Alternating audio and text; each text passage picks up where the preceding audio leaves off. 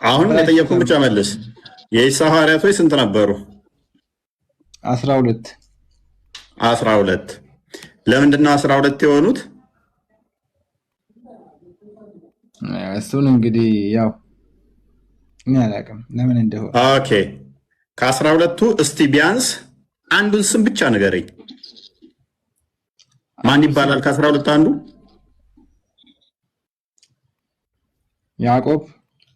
ያዕቆብ። ማስረጃ ስጠኝ እስቲ። ያዕቆብ የኢሳ ሐዋርያ ነው የሚል ያው መጽሐፋችሁ ነው የሚለው። መጽሐፋችሁ ነው የሚለው ከኛ መጽሐፍ ወስዶ ሉክ መጽሐፍታችሁ የኛ መጽሐፍ ላይ ያዕቆብ የኢየሱስ ደቀ መዝሙር ነው ይላል። ተዛ በእኛ መጽሐፍ ላይ ወስድና የኢየሱስ ደቀ መዝሙር ያዕቆብ ነው ሙስሊም ነው።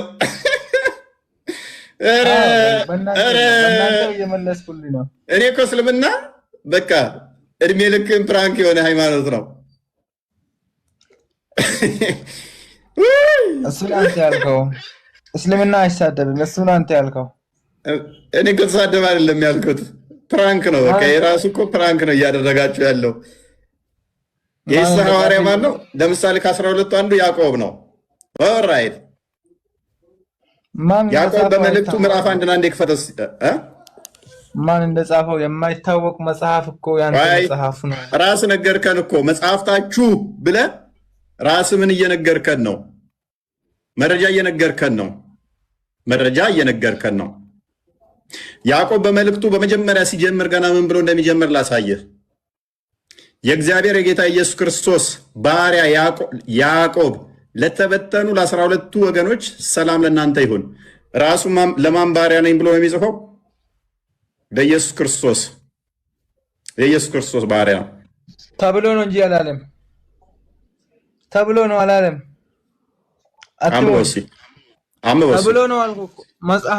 መጽሐፍ ቅዱስ አንብቦ ማንበብ ትችላለህ። ያዕቆብ እኮ ነው ራሱ ጻፊው ማለት ነው። ኤኒዌይስ በደንብ አስተውሉ ወገኖቼ። እስልምና በሰባተኛው ሴንቸሪ ላይ ሲመጣ ምንም አያውቀው ነገር ስለነበር ሙሐመድ ዝም ብሎ ታሪኮችን ወሰደና ሐዋርያቶቹም የኢሳ ተከታይ ናቸው፣ አማኝ ናቸው፣ የበላይ ናቸው አለ። ሐዋርያቶቹ ማን ናቸው? ይሁዳ፣ እነ ጳውሎስ፣ እነ ማቴዎስ፣ ዮሐንስ ብለው አሉን። ዛሬ ላይ ያሉት እነኚህ መረጃዎችን ትቀበላላችሁ ወይ? ታዲያ ጳውሎስ የኢየሱስ ደቀ መዝሙር ከሆነ ጳውሎስ እስልምናን በጠረባ ነው የሚለው። ዝሙተኝነትን፣ ብዙ ማግባትን ጳውሎስ ይጸየፋል። ኦኬ ትቀበላላችሁ ወይ? ጳውሎስን አስተምሮ ጳውሎስ ክርስቶስ በስጋ የመጣ አምላክ ነው ብሎ ይላል። ሁሉን የፈጠረ ሁሉን ያስገኘ ክርስቶስ ነው ይላል። ጳውሎስ እውነተኛ የጌታ የኢየሱስ ደቀ መዝሙር ነው ካላችሁ ትቀበላላችሁ ወይ? ዮሐንስ ቃል ስጋ ሆነ ብሎ ጀምሮ ለፍርድ የሚመጣው ለእያንዳንዱ እንደ ስራው መጠን የሚከፍለው ክርስቶስ ኢየሱስ ነው ብሎ ይዘጋል። ዮሐንስ ክርስቶስ በስጋ መምጣቱን የማያምን መንፈስ ካለ እሱ የተረገመ ነው፣ የተወገዘ ነው፣ የተለየ ነው። ኢየሱስ የአብ ልጅ መሆኑን የሚክር ካለ እሱ አጋንንታዊ ነው ብሎ ይላል ዮሐንስ እውነተኛ ሐዋርያ ነው ብላችሁ ካላችሁ ትከተሉታላችሁ ወይ? አያችሁ፣ ዛሬ ጡብ ጡብ ነው የሚሉት። በቃ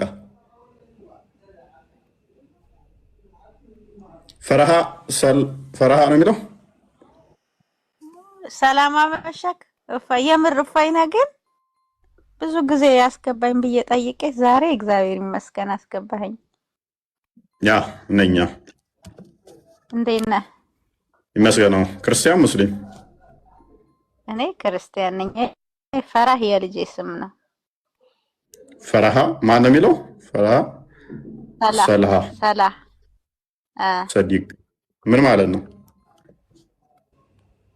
ያው የኔ ባል ሙስሊም ነው፣ እኔ ደግሞ ክርስቲያን ነኝ ማለት ነው። ትርጉሙ ምንድን ነው? ፈራህ ማለት ደስታ ማለት ነው። ኦኬ በምንኛ አረብኛ ነው? በአረብኛ ፈራህ ነው የሚባለው። እኔም የአረብ ሀገር ስለሆንኩኝ ማለት ነው። ኦኬ ኦኬ እሺ፣ ምን ልታዘዝ? እኔ ለእኔ እንኳን ምንም እንድታዘኝ ሳይሆን በጣም እንደምወድህ እንደማከብርህ በዚሁ እግዚአብሔር ጨምሮ ጨማምሮ ኃይሉን እንዲያበዛልህ ይሄን እንትን ለማለት ነው። ኦኬ ባለቤትሽ ሙስሊም ነው አሁን? አዎ። ያው አስተምረሽ ማምጣት ይኖርብሻል። አይፈቀድም። ይሄን ታውቂያለሽ? አውቃለሁ። ያው እግዚአብሔር ፍቃዱ ሆኖ እንግዲህ ወደ ሀገራችን እስከምንገባ ድረስ። ልጅሽን አስተምረሻል? ክርስቲያን ነች? አዎ። ባለቤትሽን ማስተማር ይኖርብሻል።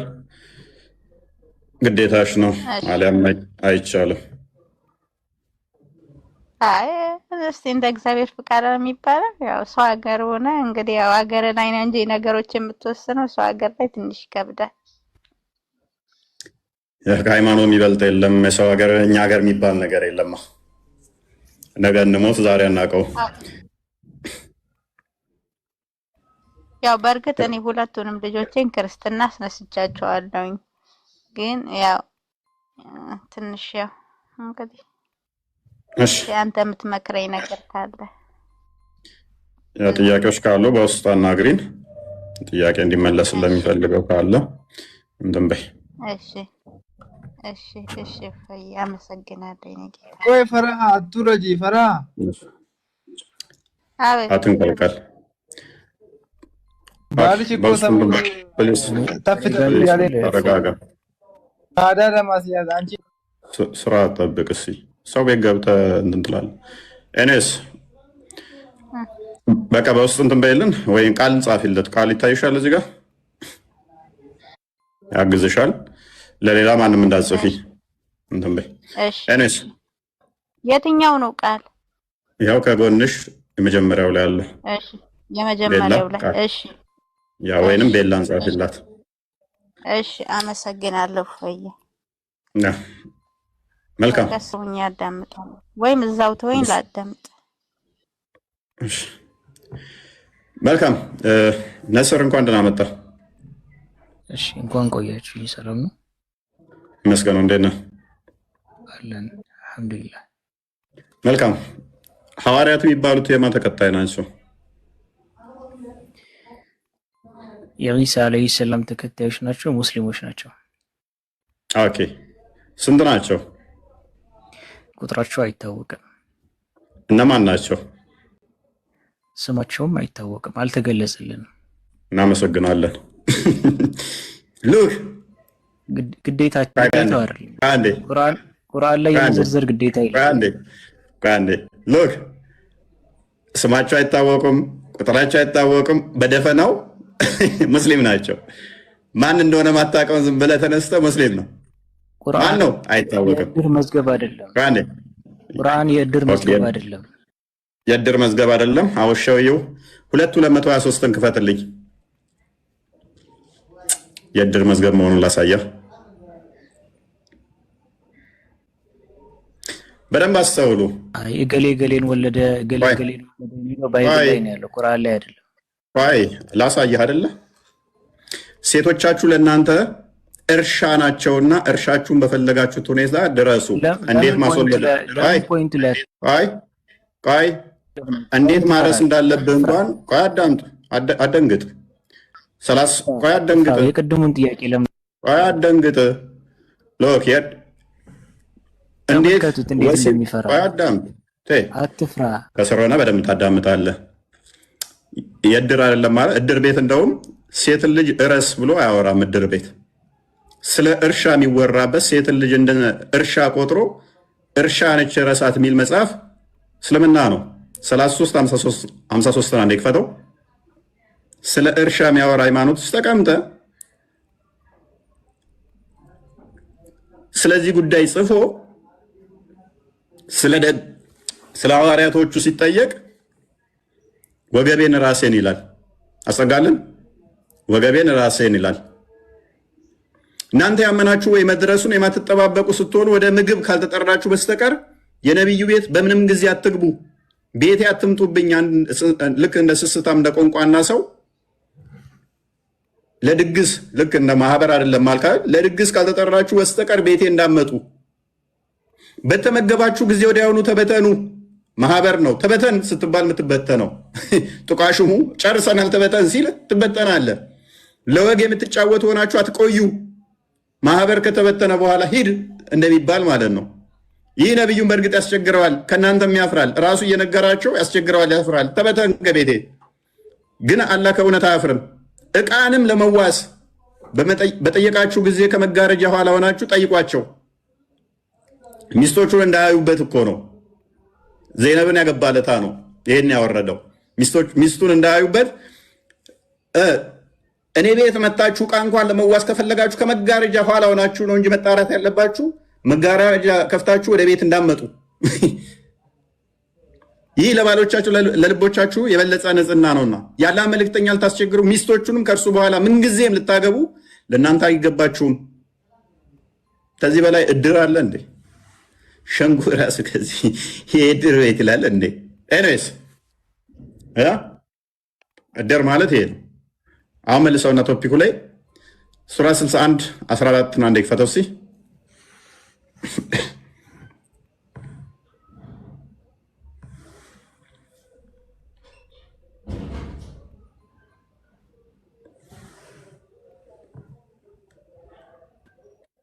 ኦልራይት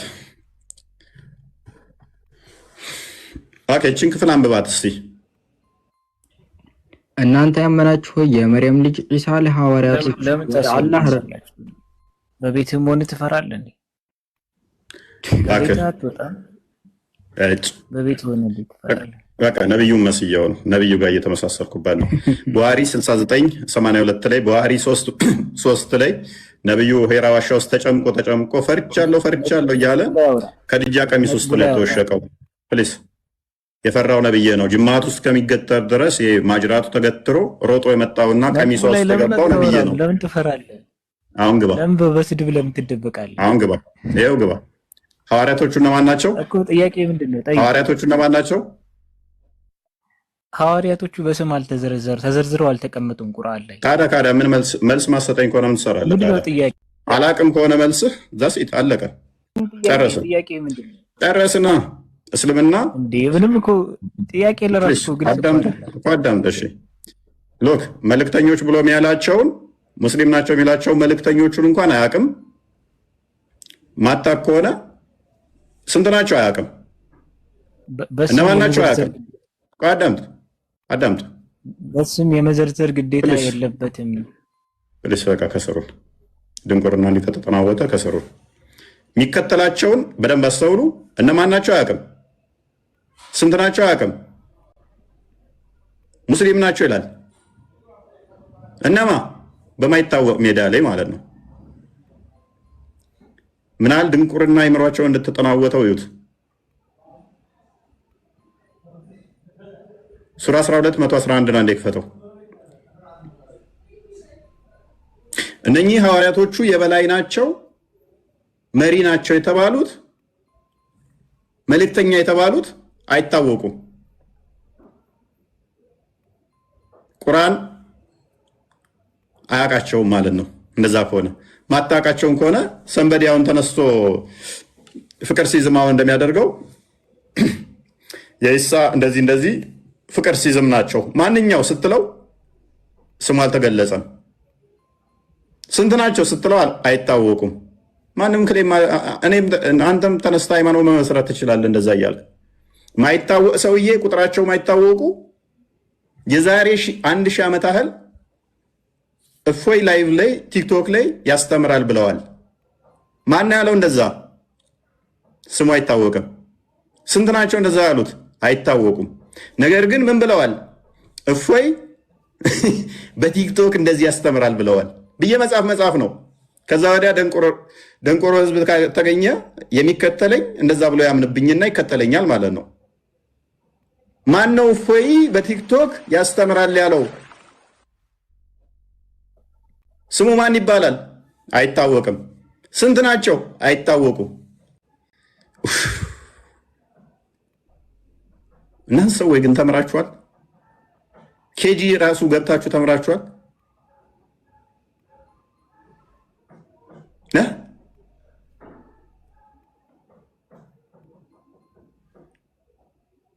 እኔ እናንተን ጭንቅላት ቢኖረኝ በዚህ ትዕግስት አልባነቴ አንገቴን ቆርጬ ነው ማሽቀነጥረው።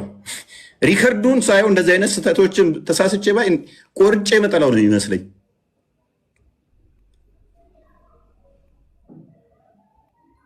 ሊቃውንቶቹ ደግሞ ምን ይላሉ? ሐዋርያው ቅዱስ ጳውሎስ ነው ይላሉ፣ ዮሐንስ ነው ይላሉ፣ ማቲው ነው ይላሉ።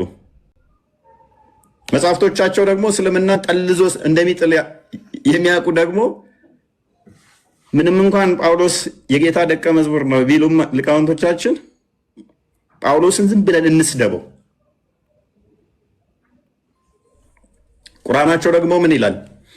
በታሪካቸው ውስጥ ለአእምሮ ባለቤቶች በእርግጥ መገሰጫ ነበረ። ይህ ቁርአን የሚቀጣጥፍ ወሬ አይደለም፣ ግን ያንን በበፊቱ ያለውን አረጋጋጭ ለነገር ሁሉ ፓርሻሊ አይደለም፣ ለነገር ሁሉ ለሚያምኑ ህዝቦችም መሪና ችሮታ ነው። ለነገር ሁሉ ገላጭና አብራሪ ከሆነ ሐዋርያቶቹ እነማን ናቸው? አይታወቅም። ቁጥራቸው ስንት ነው? አይታወቅም። የት ሀገር አስተማሩ? አይታወቅም። እንዴት ነው የሆኑት? አይታወቅም። ኢሳ እንዴት ሄደ? አይታወቅም። ኢሳ ምን ሰራ? አይታወቅም። ምን አስተማሩ? አይታወቅም።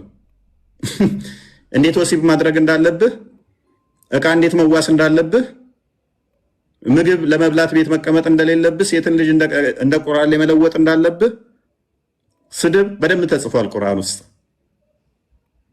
ታሪክ ሲኮርጅ መሐመድ በስራ ስላልኮረጀ ማለት ነው። በጣም እናዝናለን። በጣም ነው ማዝነው። እኔ ሴጣን ምን ያህል ሊሰራ እንደሚችል በሰዎች ላይ አይምሯቸውን ምን ያህል ማኒፑሌት አድርጎ ሴጣን ሊጫወትባቸው እንደሚችል ስታዘብ በጣም ነው የምታመመው። ማለት ምን ያህል አጋንንት የሰዎችን አይምሮ ሊቆጣጠር እንደሚችል። አንዳንዶቹ 19 ናቸው ይላሉ፣ አንዳንዶቹ 15 ናቸው ይላሉ፣ አንዳንዶቹ 14 ናቸው ይላሉ፣ አንዳንዶቹ 12 ናቸው ይላሉ፣ አንዳንዶቹ 13 ናቸው ይላሉ። የጌታ ደቀ መዛሙርቶች እርስ በርሳቸው የተጋጩ ማለት ነው። የኢሳ ሚሽን ምን ነበረ? የበላይም ከሆነ ደቀ መዛሙርቶቹ ወይንም ሐዋርያቶቹ አሸናፊና ኃያል ከነበሩ ኢሳን አስደብቆ ሳይሰቀል ማስመለጥ ለምን አስፈለገ? ካደ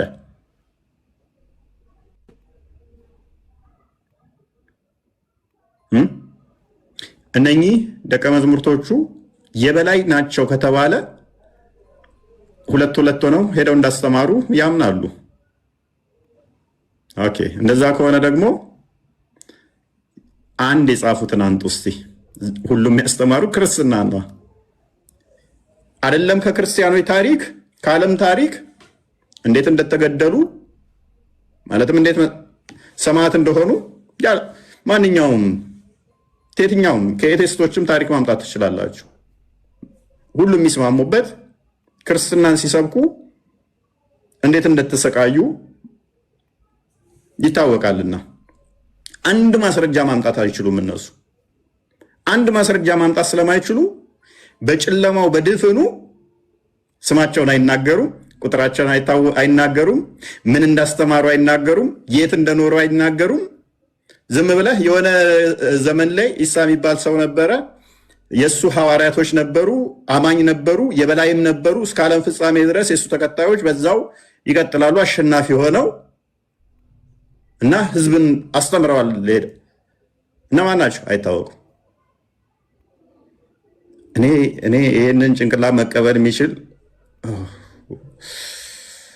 ቻይና እውነቷን ነው። እስልምና የአእምሮ በሽታ ነው ያለችው። ቢኒ እንኳን ደህና መጣ።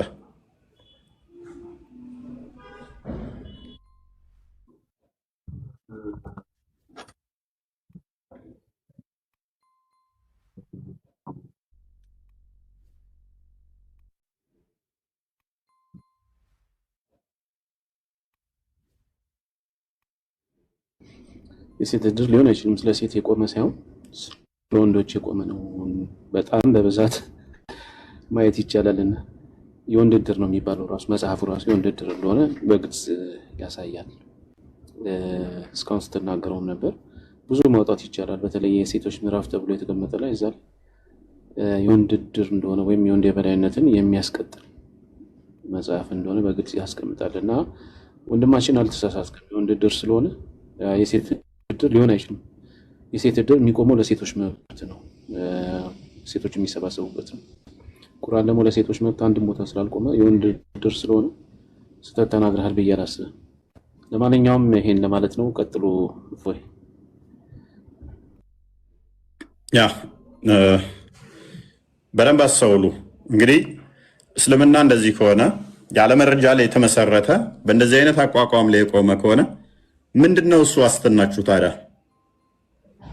ምንድነው ዋስትናችሁ? ኢሳ ተመልሶ እንደሚመጣ ቁርአን በግልጽ ይናገራሉ? የለም። ኢሳ እንዴት አድርጎ ሄደ? የለም መረጃ። ዝም ብሎ ወደሱ አነሳው። እንዴት? ማን ነው በሱ ቦታ የተመሰለው?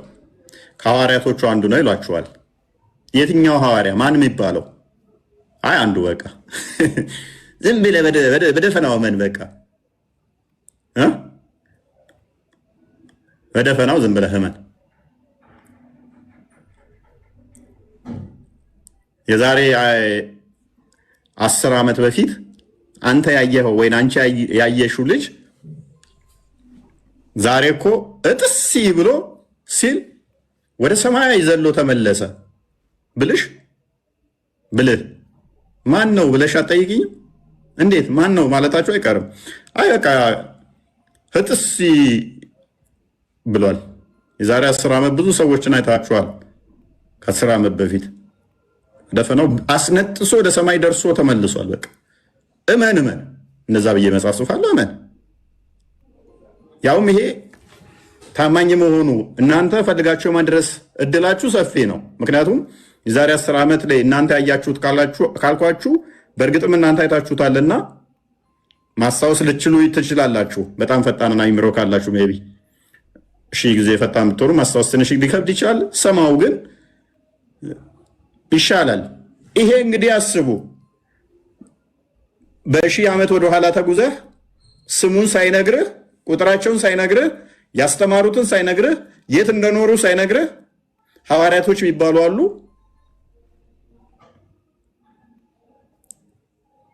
አሸናፊም ናቸው፣ የበላይም ናቸው፣ መሪም ናቸው።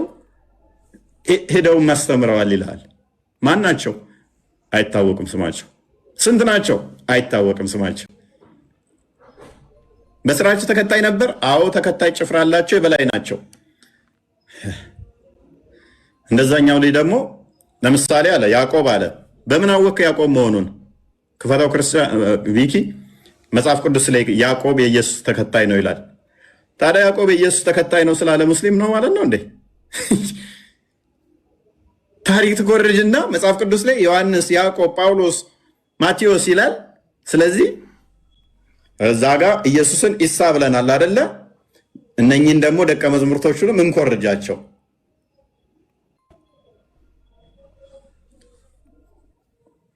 ስትኮርጅ ደግሞ አስተምሮታቸው ያስተማሩት ጠልዞ ይጥልሃል መጽሐፉ። እነሱ ያስተማሩት እነሱ የጻፉት መጽሐፍ ደግሞ እስልምናን ፍርስርሱን ያወጣዋል። ስማቸውን ይወስዱና መጽሐፍቶቻቸውን አንወስድም። እምነታቸውን ራሳችን ዝም ብለን በራሳችን እንጻፍላቸው። መቼ? ከ600 ዓመት በኋላ እነሱ ካለፉ ቁጭ ብለህ አሁን እኔ ብድግ ብዬ አፄ ቴዎድሮስ እንዲህ ነው ብዬ ብጽፍ እንደማለት እኮ ነው። ምንም መረጃ ሳልጠቅስ ማለት ነው። ተገለጠልኝ ብዬ አፄ ቴዎድሮስ የጦርነቱ ለታ የሚገርማችሁ በጣም አዛጋው። ካዛጋው በኋላ ከጎኑ ያለው ገብርዬ ማን ነው ረዳቴ ብሎ ሲጠይቀው አፄ ቴዎድሮስ እኔ ያለኋ ምናምን አለው። ከዛም ቡንጁ የሚባለው አምላካችን አይዞ አትፍራ አለው። ከዛ ልክ እንደዛ አትፍራ እንዳለው ገብርዬ ሰማው። ገብርዬ በመስማቱ በጣም ደስ አለውና 18 ጊዜ ወደ ሰማይ ዘሎ ወደ ምድር ሰገደ ብዬ መጽሐፍ ጽፋለሁ። ከዛ እንደ ሙስሊሞች አይነት ጭንቅላት ያላቸው ሰዎች ካሉ ይከተሉኛል እኔን ማለት ነው።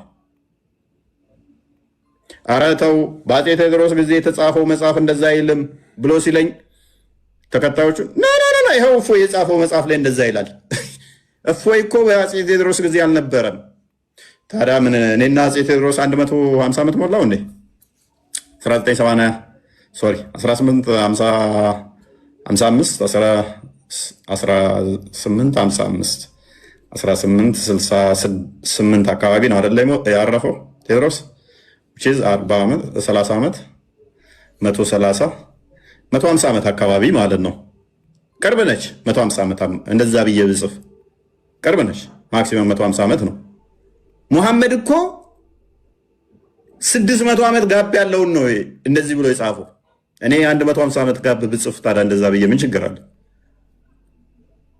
ከዛ እንደ እስልምና አይነት ጭንቅላት ያላቸው ሰዎች ይከተሉኛል ማለት ነው። እኔ ያውም አፄ ቴዎድሮስ ብዬ ስሙን ጠርቼ በስርዓት ገብርዬ ብዬ ተከታዩን በስርዓት ጠርቼ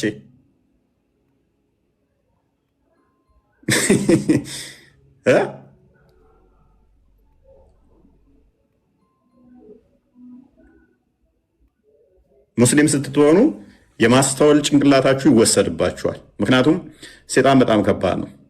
ሴጣን በጣም ከባድ ነው። አጋንንት ወንድማችን ብላችሁ ስትጠጉት አጋንንት ሙሉ ለሙሉ ስራውን ይሰራል። ይሄ ደግሞ በጣም ከባድ ያደርገዋል።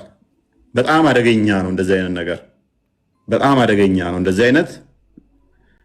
ምክንያቱም እንዳታስተውሉ ያደርጋችኋል። ለዚህ ነው እግዚአብሔርን ለማወቅ ባልወደዱት መጠን ለማይረባ አይምሮ አሳልፎ ሰጣቸው ይላል። ለማይረባ አይምሮ ተላልፋችሁ ትሰጣላችሁ። ምክንያቱም እርሱን ለማወቅ ባልወደዳችሁት መጠን አይምሯችሁ መጠቀም ባቆማችሁ መጠን ከእርሱ በሸሻችሁ መጠን ለእናንተ ለነፃ ምርጫችሁ አሳልፎ ይሰጣችኋል። እግዚአብሔር ነፃ ምርጫችሁን እንድትከተሉ ይፈቅድላችኋል።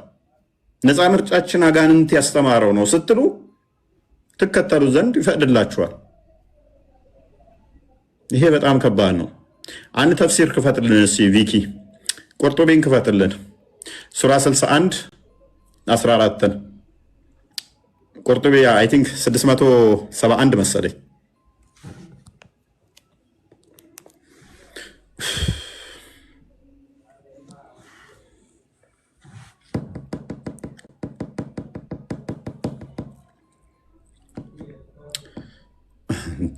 ብልያ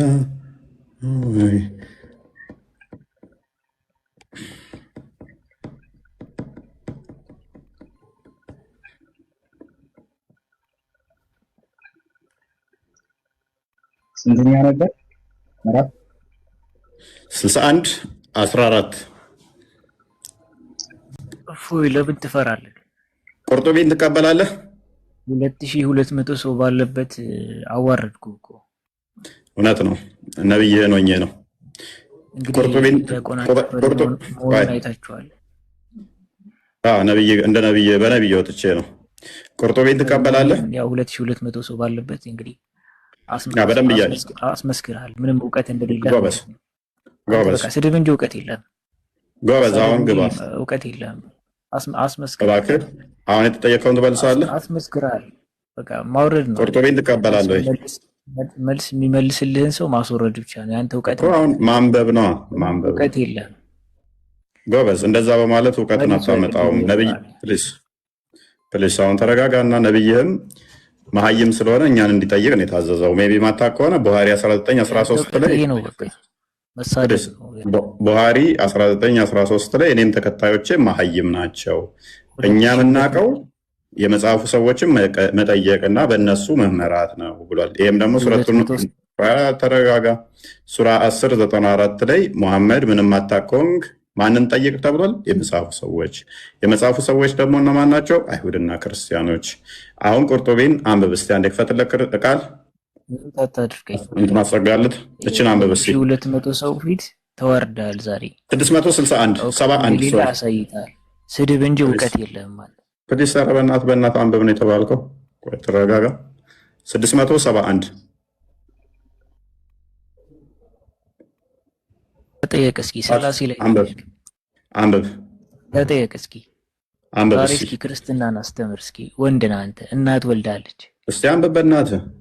እስልምና እንዲህ ነው። በደንብ ታዘቡት፣ በደንብ ታዘቡት። ዝም ብሎ ለማለት በደንብ ታዘቡ። የምፈልገው እኔ እንደዚህ ሲሆን ለምንድን ነው ከስር ያሉት እንዲታዘቡ ነው። ገብተው እዚህ ጋር መጽሐፋቸውን እንደማነቡ ባለጌ እንደሆኑ ተሳዳቢ እንደሆኑ አንብቡ ሲባሉ እንደዚህ እንደሚያለቅሱ ከስር ያላችሁ እህት ሙስሊሞች፣ ወንድም ሙስሊሞች ይሄ ናስር የሚባለው አሁን ኡስታዝ ይሆናል። ኡስታዝ ነው ወይንም ሼክ ነው። የሚያደርገውን ብቻ እዩት። ፖለቲካ መስራት እንጂ እኛ ፊት ደፍረው መጽሐፍቶቻቸውን እንደማነቡት ከዚህ ላይ ተማሩ ማለት ነው። አንብብሽ አንብብ መጽሐፍን እስኪ ወንድነህ ሚስጥረ ስላሴ አስረዳ። እዚያ እኮ አንብብ መጽሐፍን። አትችልም አንተ አቅሙም የለህ። አያችሁ፣ ይሸማቀቁበታል። እስልምናውን በዚህ መጠን ነው የሚሸማቀቁበት፣ ገብተው ለመረበሽ እንጂ መጽሐፍቶቻቸውን አያነቡትም እኛ ፊት። አያችኋል፣ ታዘባችኋል። ባለጌዎች ስለሆኑ ማለት ነው። ኦራይት፣ እኛ እንፈልጋችኋለን። እንደዚህ ስትሆኑ ከስር ያሉት በደንብ ይማሩባችኋል ማለት ነው። ስርዓት አልበኛ መሆናችሁን በደንብ ይማሩበታል። ጥሩ ነው። ኤኒዌይስ አንድ የቀይረው ክርስቲያን ቪኪ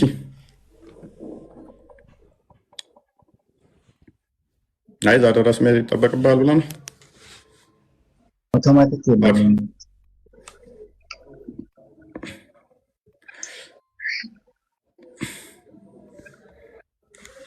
ወደ አማርኛ ነው ቀይረው። ደስ ይላል።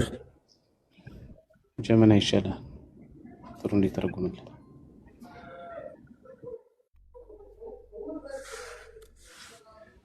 ይሰማል ድምጼ? በውስጥ 5 ጉዳዮች አሉት። የመጀመሪያው የአላህ ሁሉን ቻይ የሆነው ቃል እናንተ ያመናችሁ የሚለው የቁርአኑን ክፍል ነው እያለ ያስቀምጠውና እንዲህ ይላል። ስለ ዑስማን ቢን ማዙን የተወረደው ለአላህ መልእክተኛ አላህ ይባርካቸውና ሰላም ይስጠው ሰላዋት ያወርዳል እንዲህ ስላላቸው ነው። ብትፈቅዱልኝ ኖሮ ኸውላን እፈታለሁ መነኩሴ ሆናለሁ። አብዝተዋል። አይ ቲንክ ሱራ ስንት ነው የከፈትከው? 61 ነበረ። 61 ቁጥር 11 ነው ያደረኩት። ለካፉ በለኛ 11 ነው ያደረኩት።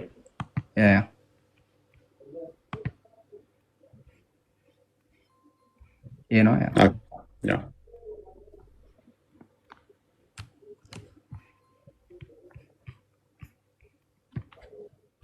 እግረ መንገዳችሁ ስትገቡ አትደናቆሩ።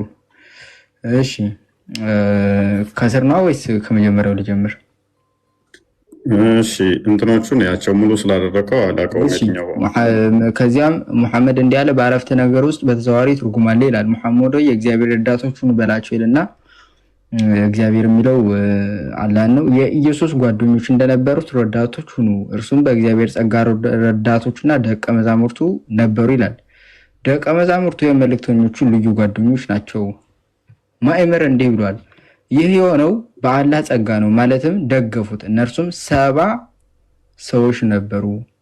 እነሱም ሰዎች ሚላቸው እንግዲህ አሁን 70ዎቹ አርድት የሚባሉትን ማለት ነው። 72ቶቹ አርድቶች የሚባሉትን 70 ሰዎች ነበሩ ይላቸዋል። እንዴት እንደሚኮርጅ ብቻ አዩ።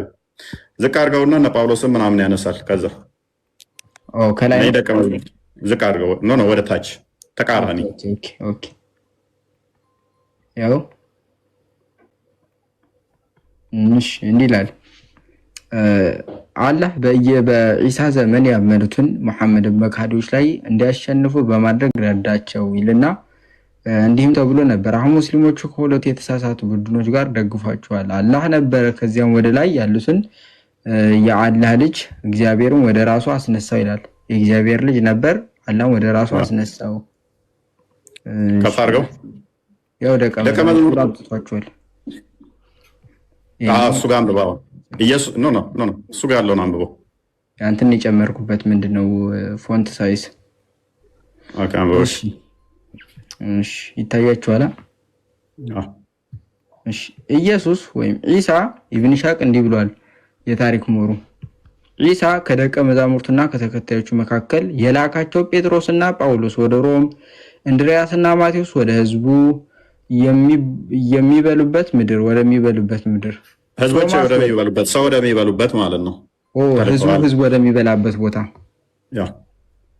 ቶማስ ወደ ምስራቅ ወደ ባቢሎን ምድር፣ ፊልጶስ ወደ ካርቴጅ በአፍሪካ ውስጥ ወዳለችው ወደ ካርቴጅ ማለት ነው። ዮሐንስ ወደ ደሴት ደሴስ የዋሻው ሰዎች መንደር ማለት ነው በቅንፍ ያዕቆብ ወደ ቅድስት ከተማ ወደ ኢየሩሳሌም ሄደ። ኦኬ እንግዲህ ምን አለ ኮረጁት ይው ደቀ መዛሙርቶቻችንን ወስደው ጳውሎስ፣ ማቴዎስ፣ ጴጥሮስ ማቴዎስ የኛ ነው እያሉን ነው። ጳውሎስ የኛ ነው እያሉን ነው። ሙፈሲሮቹ መጥተው ጳውሎስ የኛ ነው፣ ማቴዎስ የኛ ነው፣ ጴጥሮስ የኛ ኦኬ እንደያ ከሆነማ አስተምሮታቸውንም ወሰደው መጽሐፍቶቻቸውንም መጽሐፍቶቻቸው ወገበ ዛላውን ነው የሚቆርጠው። የእስልምናን አስተምሮ በጠረባ ነው የሚለው።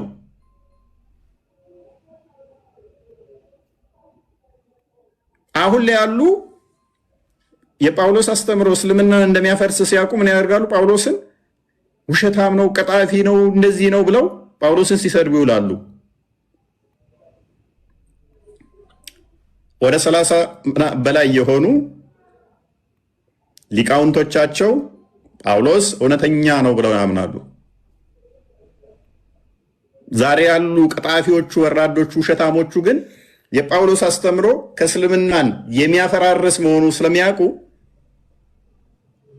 ይሄንን ሲክዱ ወይንም ደግሞ ጳውሎስን ሲሳደቡ ታገኟቸዋላችሁ። ፉጢ ነው የሚለው ፋቴ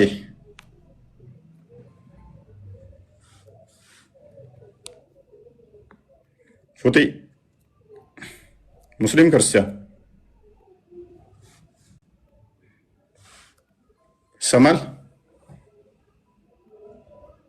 ይሄ ምን ትሉታላችሁ?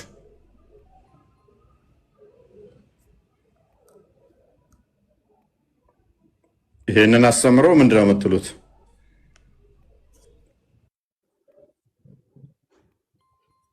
ስልክ የገባ አስቸገረኝ። ለዛ ነው ያወጣሁት። ኦኬ ጳውሎስ ሐዋርያ ነው ብለህ የእሱ ሐዋርያ እንደሆነ ታምናለህ? በክርስቲያና በሙስሊም በሙስሊሞች አረ እኔ በእነሱ እሱ እንዳለ ማለት አላውቅም። እሺ የኢየሱስ ሐዋርያቶች እነማን ናቸው በእስልምና?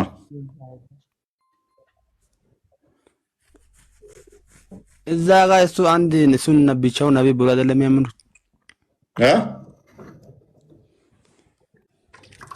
እኔ እንጃ። እኔ በክርስቲያና ነው የማውቀው፣ በሙስሊም አላውቅም። እስልምናውን አልነገሩህም? እሱን አልነገሩኝም። ዘላለም አይነግሩህም። ዛሬ አይደለም 1000 ዓመት ወደፊትም ብንሄድ 1000 ዓመት አይደለም 1 ሚሊዮን ዓመት ብንታገስ ሊነግሩ አይችሉም። ሊመጣም አይችልም።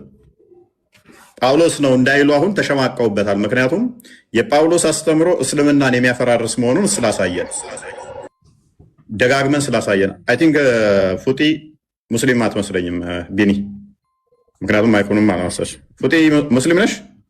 ፋጤ የሚለው እኮ ነው። ፋጤ እንደዚህ ነው እንዴ? መሰለኝ እንደዛ ያለ ደግማ እንዳታስገባት ከሰርቶ ማር ሙስሊም ሆነስ ክርስቲያን ነች።